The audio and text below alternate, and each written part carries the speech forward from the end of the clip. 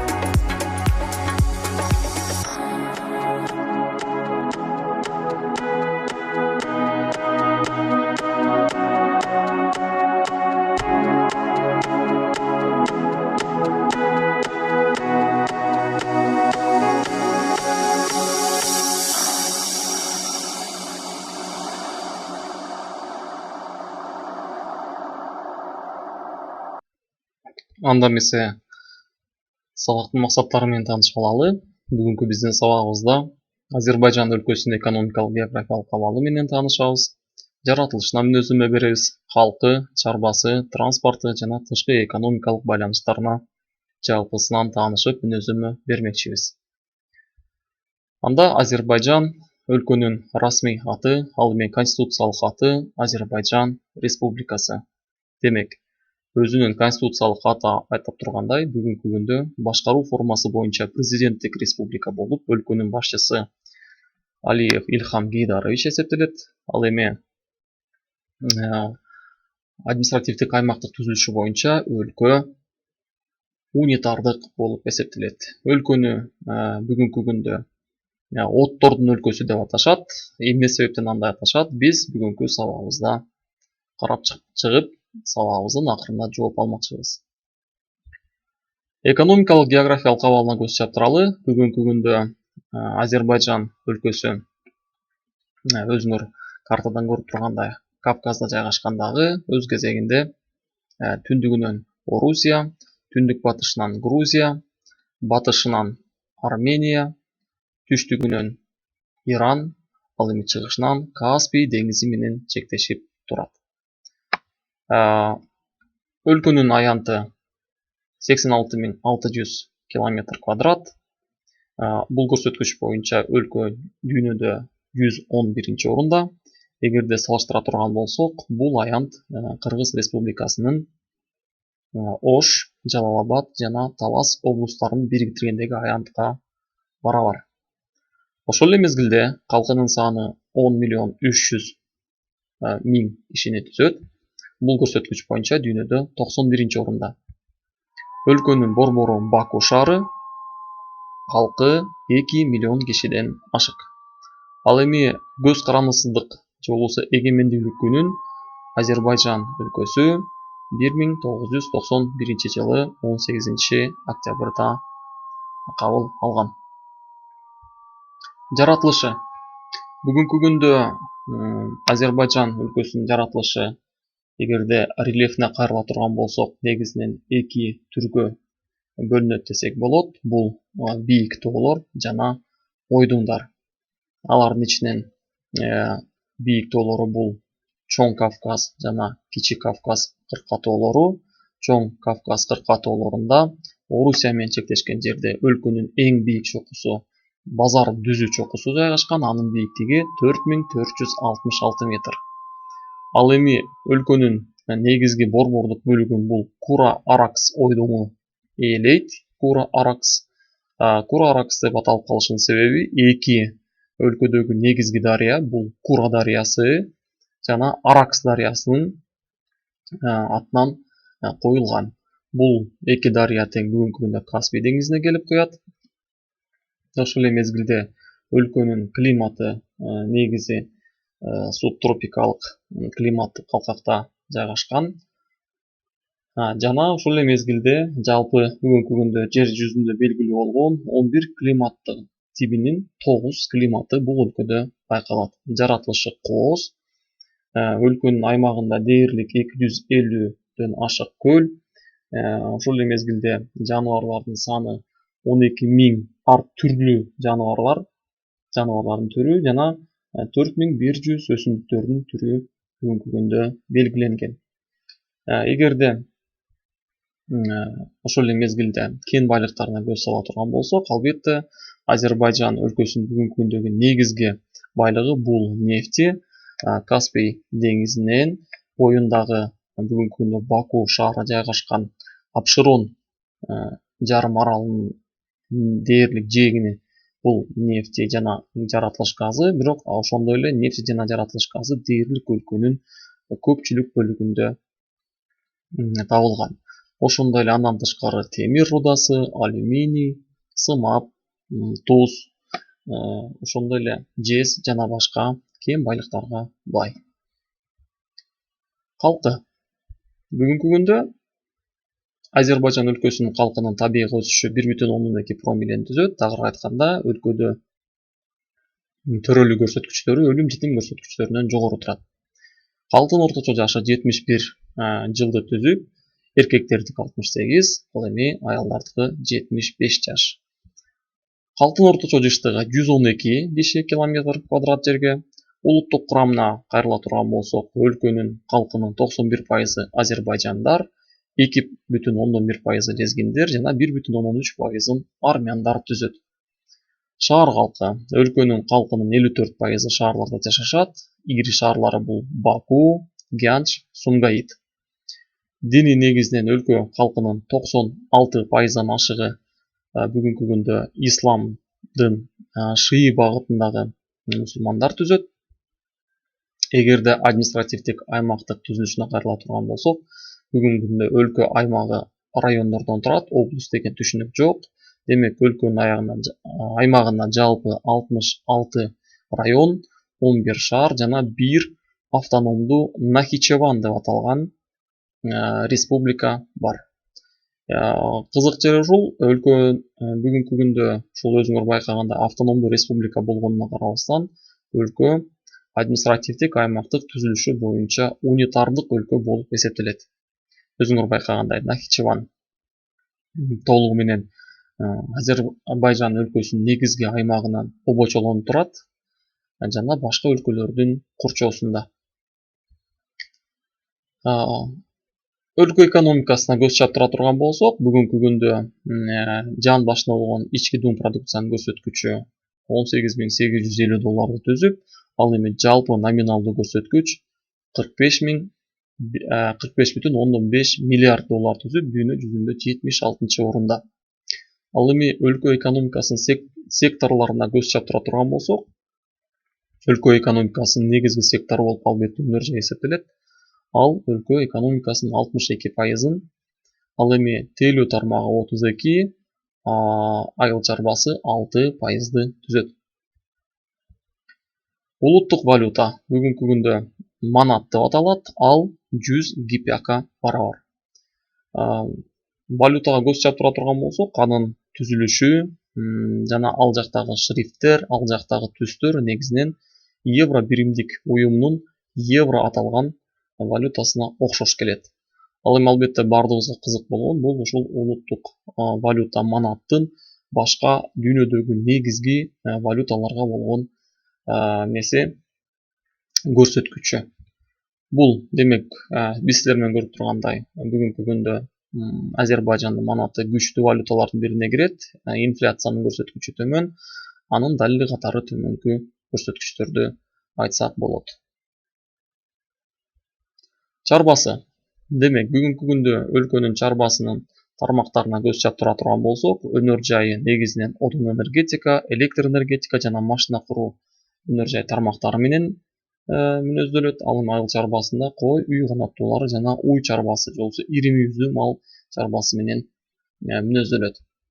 Кыскача чарба тармактарына көз чаптыралы. Демек өнөр жайы бүгүнкү күндө өнөр жайынын негизги тармагы деп 3 тармакты атасак болот. Демек өлкө өнөр жайынын 70% бул кен казып алуу тармагы, 23% кайра иштетүү тармагы, ал эми 7% электр энергиясын өндүрүү тармагы түзөт. Албетте негизги экономиканын басымдуу бөлүгү биз айттык, бул мунай же болбосо нефти жана газ өнөр жайы дедик. Жана бүгүнкү күндө өлкөнүн эң негизги экспорттоочу продукциясы болуп дагы ушул тармактын продукциясы эсептелет. Өзүңөр көрүп тургандай бүгүнкү күндө негизги 2 тармак бул мунай. Бүгүнкү күндө Баку, Эрзурум, Жейхан мунай бүгүнкү күндөгү куур түтүгү же болбосо труба проводу, ошол эле мезгилде Баку, Супса деген багыттагы газ проводу бүгүнкү күндө өлкөнүн газын жана өлкөнүн мунайын башка өлкөлөргө экспорттоочу негизги куур түтүк жолдору. Айыл чарбасы бүгүнкү күндө айыл чарбасынын тармактарына көз чаптыра турган болсок, дыйканчылыкта дан чарбасы, пахта, тамеки, кант кызылчасы, жемиштер, жер жемиштер жана жүзүмчүлүк. Жалпы айыл чарбасынын үлүштүк пайызын алып келе турган болсок, дыйканчылык 56,2%ын ээлейт. Ал эми мал чарбасы 43,8%ды ээлеп, андагы негизги тармактар бул кой чарбасы, ири мүйүздүү мал чарбасы жана үй канаттуулары. Транспорты. Бүгүнкү күндө өлкө транспорту негизинен темир жол, автомобиль, аба транспорту, куур түтүк жана суу же болбосо деңиз транспорту менен мүнөздөлөт. Эгерде транспорттун негизги көрсөткүчтөрүнө көз чаптыра турган болсок, темир жол транспорту жүк ташуу көлөмүнүн 40%-ын жана жүргүнчү ташуунун 25%-ын ээлейт. Ошондой эле автомобиль транспорту бүгүнкү күндө жүк ташуунун 46%-ын ээлеп, негизги автоунаа жолдордун жалпы узундугу 59141 километрде түзөт. Ал эми суу транспортунда негизги порттор бул Каспий деңизинин боюнда жайгашкан. Булар Астара, Баку, Ленкоран жана Сумгайыт. Куур түтүк транспорту бүгүнкү күндө трубопроводдор же болбосо куур түтүктөр негизинен түндүк экспорттук маршрут, батыш экспорттук маршрут, Баку, Тбилиси, Жейхан жана түштүк Кавказ газ куур түтүгү бар. Бүгүнкү күндө өлкө жылына орточо эсеп менен импорт менен экспортуна кайрыла турган болсок, 25,7 миллиард доллар өлчөмүндөгү товарды башка өлкөлөргө экспорттойт. Негизги товарлар бул мунай, жемиштер жана жер жемиштер. Ал эми ошол эле мезгилде 13,9 миллиард АКШ долларына машиналарды, минералдык азыктарды, химиялык товарларды жана буудайды импорттойт.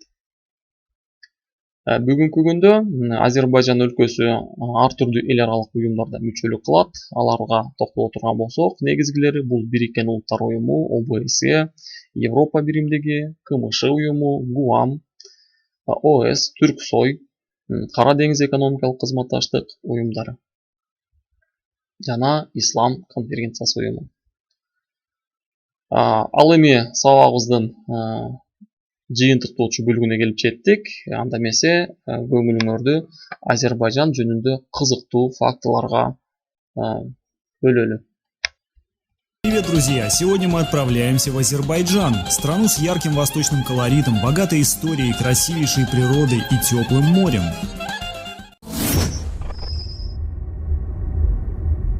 Азербайджан – государство в юго-восточном Закавказье, граничит с Грузией, Арменией, Ираном и Россией. Омывается Каспийским морем. Территория 86 600 квадратных километров. Население почти 10 миллионов человек. Официальный язык азербайджанский. Основная религия – ислам. Азербайджанские земли населяет гостеприимный и трудолюбивый народ, высоко ценящий свои традиции. А местные плодородные земли регулярно приносят богатый урожай. Около половины территории страны занимают горы. Высшая точка – гора Базар-Дюзю. В Азербайджане расположена масса бальнеологических курортов, в том числе лечебница Нафталан, на базе уникального ископаемого минерала нафталана. Животный мир разнообразен. В Азербайджане обитает более 12 тысяч видов животных. Под особой охраной находятся пятнистый олень, джейран, муфлон и многие другие. Особенно богато и разнообразно царство птиц. Для сохранения самобытных ландшафтов создан ряд крупнейших заповедников – Кызылагачский, Закатальский, Ширванский. В летнее время наиболее популярны морские развлечения. На побережье Каспийского моря можно не только позагорать, но и половить рыбу, покататься на паруснике или заняться серфингом. В Азербайджане можно купаться не только в Каспийском море. Красивейшее озеро Гейгель находится в 40 километрах от Гянджи. Природа вокруг озера остается практически нетронутой. Это горные широколиственные леса. Вода абсолютно прозрачная, ее можно пить. Летом сюда непременно стоит приехать, чтобы искупаться или порыбачить. Если повезет, можно выловить форель. Баку – столица Азербайджана, город, сочетающий в себе динамику современной жизни и традиционность местной культуры. Его называют город ветров и город огней. Баку поражает своей контрастностью. Новейшие районы и бизнес-центры перемежаются с историческими кварталами и старинными улочками. И все это пропитано неповторимым восточным колоритом. Именно поэтому столица Азербайджана все чаще становится интересна туристам со всего мира. Город раскинулся на побережье Каспийского моря, на юге Абшеронского полуострова. Такое расположение сформировало в Баку мягкий и теплый климат. Столица Азербайджана славится своей историей, а ее старая часть Ичери-Шехер до сих пор носит отпечаток былых времен, поэтому ее часто называют Бакинским Акрополем. Оказавшись в этом районе Баку, вы словно переноситесь во времена Средневековья. Это впечатление только усиливается при виде торговцев коврами, древних бань, переживших не одно столетие, и роскошного старинного дворца Ширваншахов. Тут же находится визитная карточка города – Девичья башня, история которой овеяна разными легендами.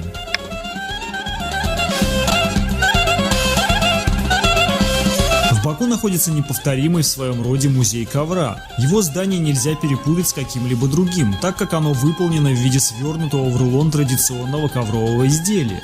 На экскурсии можно увидеть самый древний из сохранившихся образцов, датируемый 17 веком, и сравнить изделия из различных регионов Азербайджана. Прогуливаясь по городу, обязательно стоит подняться на смотровую площадку, находящуюся в Нагорном парке. Отсюда Баку виден как на ладони.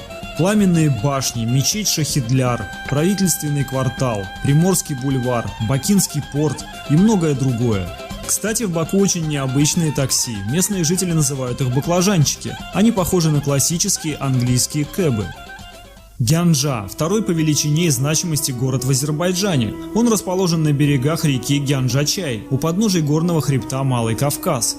Специфику азербайджанской кухни определяет щедрая природа, дающая почти круглый год овощи и фрукты. Из хлебных изделий азербайджанцы предпочитают лаваш или чурек – хлеб, выпеченный в тандыре. В азербайджанской кухне популярны такие блюда, как хаш, авдух, кутабы, долма, плов, бадамбура. Некоторые из этих блюд хорошо известны и у других кавказских народов. Одной долмы насчитывается около 30 видов. Азербайджан – крупный район добычи нефти. Нефтедобыча и переработка являются основой экономики в стране. Главные месторождения расположены на Абшеронском полуострове, Кура-Араксинской низменности и на шельфе Каспийского моря. Центр нефтепереработки – город Баку. В Азербайджане добывают железные, медные и свинцовые руды. Металлургические заводы расположены в городах Сумгаит и Гянджа. Также развиты консервная, табачная, чайная и винодельческая промышленность. В начале 2000-х годов Азербайджан был одним из самых динамично развивающихся в экономическом плане государств бывшего Союза. По количеству иностранных инвестиций Азербайджан занимает одно из ведущих мест в СНГ. Однако реальный уровень жизни большинства населения низкий. Средняя зарплата по стране в районе $150 в месяц. Многие вынуждены покидать Азербайджан и искать заработок в соседних странах. Современный Азербайджан – светское государство. В повседневной жизни восточные обычаи занимают относительно небольшое значение. Устойчивее всего национальные традиции сохраняются в культуре приготовления и принятия пищи, в традиционных ремеслах и народной музыке.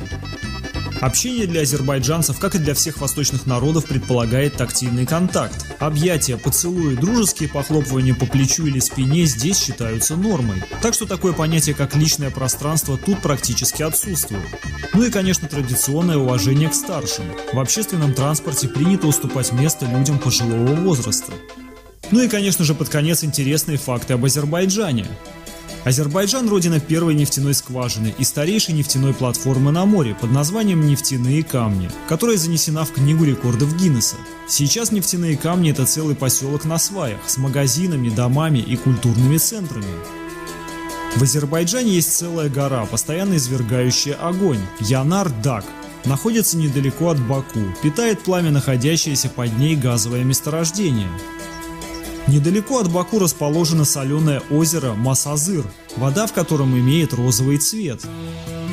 Среднегодовая температура Баку и планеты Земля в целом полностью идентичны – 14,2 градуса. Банкноты азербайджанской валюты манат внешне очень похожи на евро. Спасибо за просмотр, друзья. Напишите в комментариях.